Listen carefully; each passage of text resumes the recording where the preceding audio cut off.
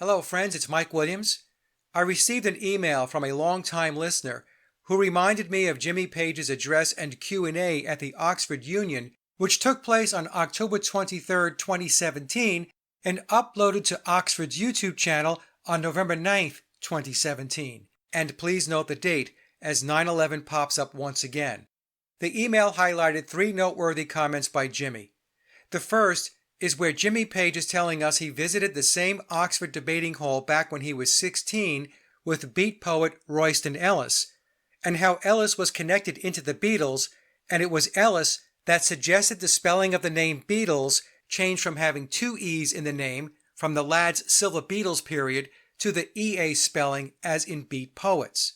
Now it's important to keep in mind the Silver Beatles period was around the 1960 timeframe when the Beatles were in their late teens, which would have the group linked to the Beat movement early on in their lives. The Beat generation was a literary movement started by a group of authors whose work explored and influenced American culture and politics in the post-war era.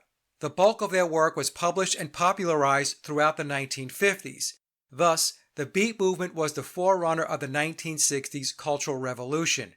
So as with the Beatles, it's very interesting that Page was connected into these people at such an early age. Let's play the clip. Well, good evening. I can't begin to really tell you what a thrill this is to be here this evening, because I actually was here before when I was 16 years old, and there was a poet called Royston Ellis who actually was hanging out with the Beatles at some point, and actually, as he was a sort of beat poet, or to some description, he was a beat poet from over here, and he encouraged the Beatles to change their, they were Silver Beatles at one time with two E's, and he said, why don't you make it like the Beat Poets? And, well, basically, he was a poet, and he came here to give a talk, and I was accompanying him on guitar for a couple of his poems. Yeah, so it's very interesting that here I am after all of these years. In the next clip, Jimmy gives us a hint into his fascination with mysticism, including the Golden Dawn, which was a secret society devoted to the study and practice of the occult, metaphysics, and paranormal activities during the late 19th and early 20th centuries, of which Aleister Crowley was a member. He is then asked about the backmasking in Stairway to Heaven and refers to the Paul is Dead conspiracy, which led people to play tracks backwards, including Zeppelin albums, and joking it's hard enough to write songs forward. But Jimmy never states he did not backmask. Instead, his answer is neither an admission or a denial. Let's take a listen. Hi. A lot of your songs are quite spiritual, like Stairway to Heaven, which is the best song ever written. And I wondered if you could tell us about your involvement in the Golden Dawn. Oh, my involvement in the Golden Dawn is in so much as I was very interested actually in Eastern and Western mysticism, and I spent time reading and researching when I was younger. Yeah, I guess that's it. That's there were some very eminent characters in the Golden Dawn, and I found it very interesting to see the history of those that had been in it, and this sort of esoteric movement, and also sort of what went on, the offshoots of it. Of that sort of love of all things mystical and magical, all things bright and beautiful, really. Do you think that's why people did that thing when they played Stairway to Heaven backwards and said that you were talking about Satan? Yeah, well, you know, I'm going to go straight back to the Beatles here, because there was a time when somebody wrote a thesis about Paul McCartney being dead.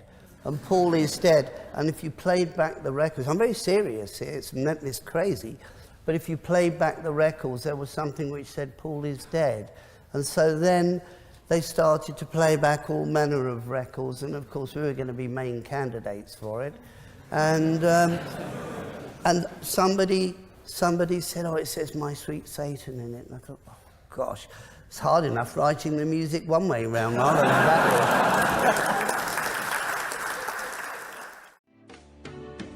way. If there's a bustle in your hedgerow, don't be alone there.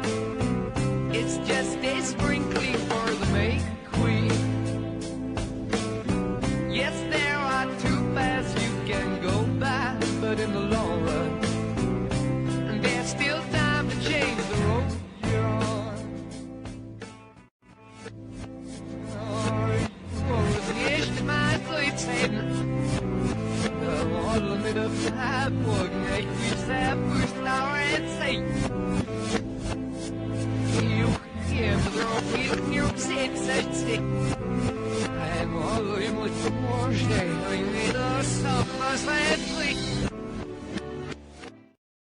Now, in this excerpt from the Q&A, Page tells us why the Beatles used studio drummers on their early music, and notice he says the early sessions, plural, and not a single session or specifically saying Love Me Do or P.S. I Love You, the two songs Andy White played on back in 1962. And he may also be dropping a possible clue regarding the use of session guitarists, which Jimmy is telling us was the practice back in the day. What happened in those days, because I can give you a really good example of this, because everyone knows the Beatles, and I think most people have heard that there was a session drummer, and not Ringo, on the very early sessions. And I think most people have heard that there was a session drummer, and not Ringo, on the very early sessions.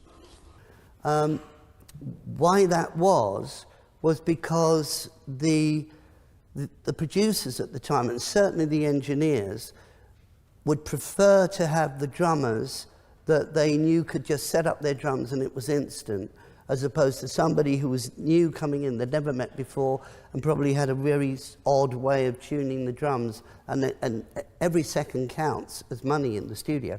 So they wouldn't really want to be able to have to spend a lot of time getting a drum sound. So the 2 weak links would be the drums, and then also the guitarist. So that's why I was brought in on all these various sessions, like the Manish Boys and Davy Jones's Locker. Another interesting email that came my way is from a person who met Andy White before he passed and has a friend that knew Andy personally.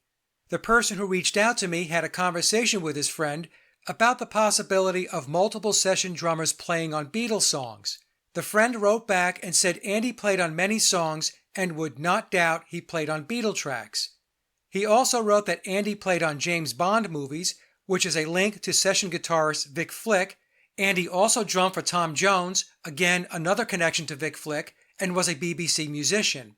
He stated London musicians would freelance, and if they were available, they would get the gig, and then concluded the correspondence by saying George Martin was very complimentary to Andy. That first occasion with him was all really Brian's fault, because nobody told me. That, you know, when they walked in, this fella came in, this little chap, and they said, "You're our drummer?" I said, "No, he's not. That's your drummer. We're paying good money for that fella." And, you know, we had the best drummer you get in Andy White, yeah, who will never live it down.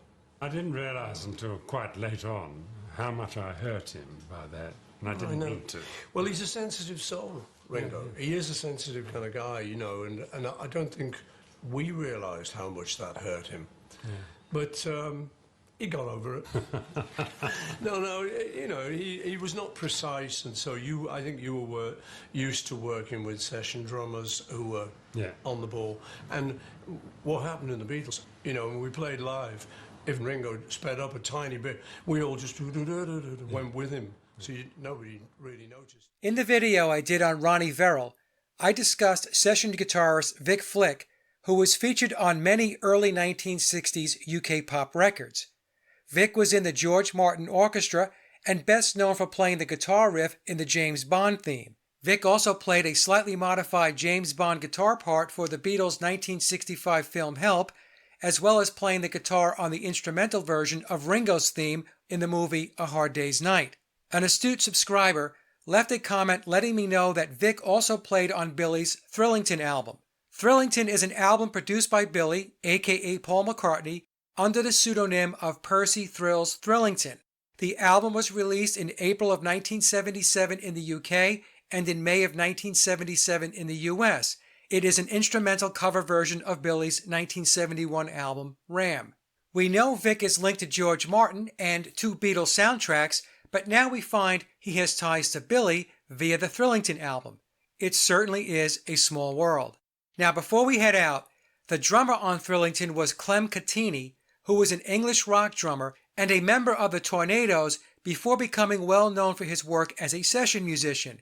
He is one of the most prolific drummers in UK recording history, appearing on hundreds of recordings by artists as diverse as Cliff Richard and Lou Reed, and has been featured on 42 different UK #1 singles.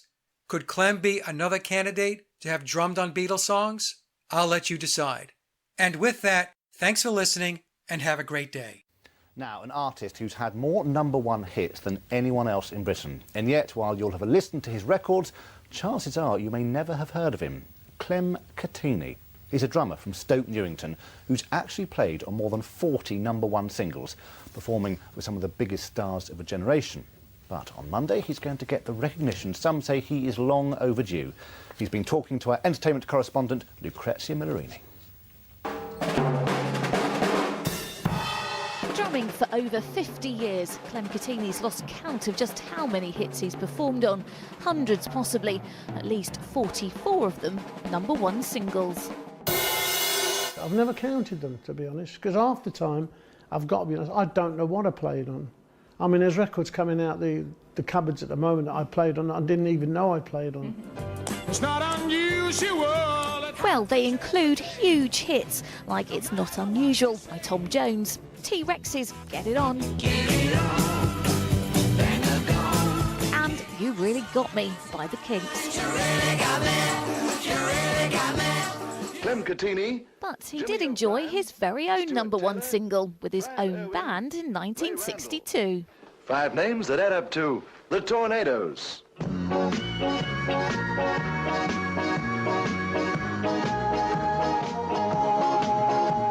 Now talk to me about your band, the Tornadoes. All right, yeah. Because you were the band leader. Yeah, I suppose so. Yeah, I was the one that did all the work, let's put it that way. Did you decide to make this record on your own? Or? Well, actually, it wasn't us, it was our recording manager. But you had a #1 single. Yeah, we had first band, I might add this, to ever get #1 in America. And also in England at the same time. Topping the US charts for the first time ever. It's a British band. 2 million copies. And the single was Telstar. Telstar, yeah. A movie was made. Yeah, recently, yeah, called Telstar. And James Corden actually played me in the film. God bless him. That's not bad, is it? No. But despite all those hits and the movie, Clem is part of another group, those unsung heroes, the session musicians, without whom many a star would not have been made. I was known because I was in groups, but a lot of guys that weren't, if they were in bands, they were just faceless wonders, you know. We've got some of the best musicians in the world, and they don't get recognition for it. For Clem, at least, that recognition will come next Monday. He'll receive a Lifetime Achievement Award at a special memorial concert for drummer Buddy Rich at the London Palladium. I'm really sort of absolutely honoured with it all, you know. Yeah. There again, I feel embarrassed. No. Don't feel embarrassed. Take your award and be proud. Clem, it's lovely to meet you. Thank you. Thank you so much. My pleasure. Lucrezia Millerini talking to the rather talented Clem Catina.